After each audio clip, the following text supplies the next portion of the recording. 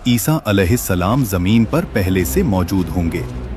रसूलुल्लाह सल्लल्लाहु अलैहि वसल्लम ने फरमाया कि जब दज्जाल अपना फितना पूरी दुनिया में फैला चुका होगा, जब लोग उसे खुदा समझने लग जाएंगे, उसी वक्त अल्लाह हजरत ईसा अलैहिस्सलाम को आसमान से नाजिल करेंगे। वो ना नया दीन लाएंगे, ना नई शरीयत। वो मोहम्मद सल्लल्लाहु अलैहि वसल्लम के उम्मती बनकर दज्जाल को कत्ल करेंगे। और जैसे ही दज्जाल का फितना खत्म होगा, लोग समझेंगे अब अमन आ गया। लेकिन असल इम्तिहान फिर शुरू होगा।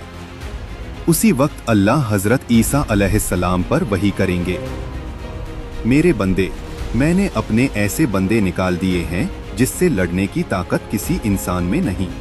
फिर अल्लाह के हुक्म से हजरत ईसा अलैहिस्सलाम ईमान वालों को लेकर कोहे तूर पर चले जाएंगे, क्योंकि याजूज और माजूज का फितना सिर्फ जंग नहीं होगा, वो जमीन पर फैल जाएंगे, खेतियां बर्बाद, पानी खत्म, हर चीज खा जाएंगे।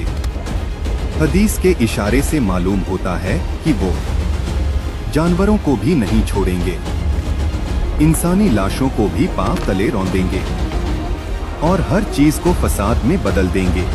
ये फितना सिर्फ कत्ल का नहीं, पूरी जिंदगी खत्म कर देने का फितना होगा।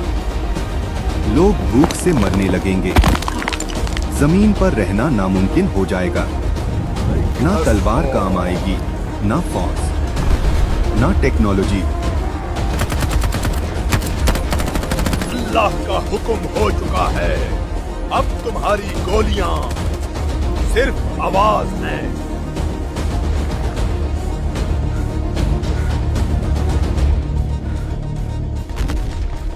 कमजोर इंसान समझा है क्या?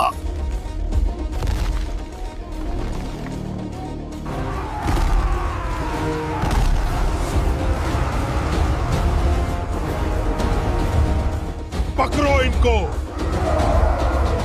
आज इनमें से कोई नहीं बचना चाहिए।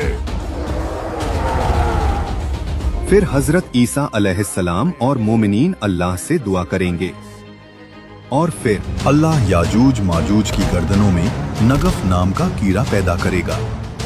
सिर्फ एक रात में पूरी कौम ऐसे मर जाएगी जैसे एक ही जान हो। सुबह होगी और जमीन लाशों से भरी होगी। बदबू इतनी शदीद होगी कि सांस लेना मुश्किल हो जाएगा।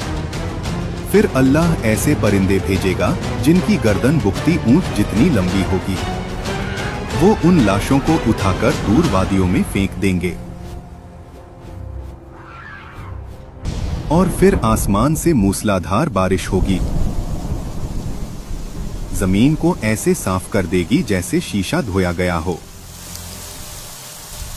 और ये फितना भी खत्म हो जाएगा। लेकिन याजूज माजूज का फितना इतना खौफनाक है कि अंबिया भी इससे पनाह मांगते थे। ये कियामत की वो निशानी है जो बताती है कि तौबा का दरवाजा बंद होने वाला है। सोचिए, दज्जाल का फितना खत्म और उसके बाद इंसानी तारीख का सबसे बड़ा फसाद। याजूज माजूज, ये सिर्फ वाकिया नहीं, ये कियामत की सबसे खौफनाक हकीकत है। और सवाल ये नहीं कि वो आएंगे या नहीं, सवाल ये है, क्या हम उस वक्त के लिए तैयार हैं? अगर आज दुनिया की तमाम फौजें एक ही जंग में उतर आएं और जंग का नतीजा ये हो कि जीतने वाला भी तबाह हो जाए। रसूलुल्लाह सल्लल्लाहु अलैहि वसल्लम ने जिस जंग का जिक्र फरमाया, वो दज्जाल का फितना नहीं, वो याजूज माजूज का हमला भी नहीं, बल्कि वो जंग है जो इन दोनों से पहले होगी। एक ऐसी जंग जिसमें तलवारों से ज्यादा लाशें बोलेंगी। और जब ये जंग खत्म होगी, दुनिया इतनी कमजोर हो चुकी होगी कि फिर दज्जाल के लिए कोई रुकावट बाकी नहीं रहेगी। लेकिन क्या आप जानते हैं, याजूज माजूज के निकलने से पहले और दज्जाल के आने से पहले दुनिया एक ऐसी खूनी जंग देखेगी जो इंसानी तारीख की सबसे भयानक जंग होगी। इस्लाम में इसे कहा गया अल-मलहमा अल-कुबरा और दूसरी किताबों में आर्मगेडन। एक जंग जहां 100 में से 99 लोग मारे जाएंगे। वो जंग किन के दरमियान होगी और क्या उसका वक्त शुरू हो चुका है? इसका जवाब और मलहमा-ए कुबरा की पूरी हकीकत अगली वीडियो में।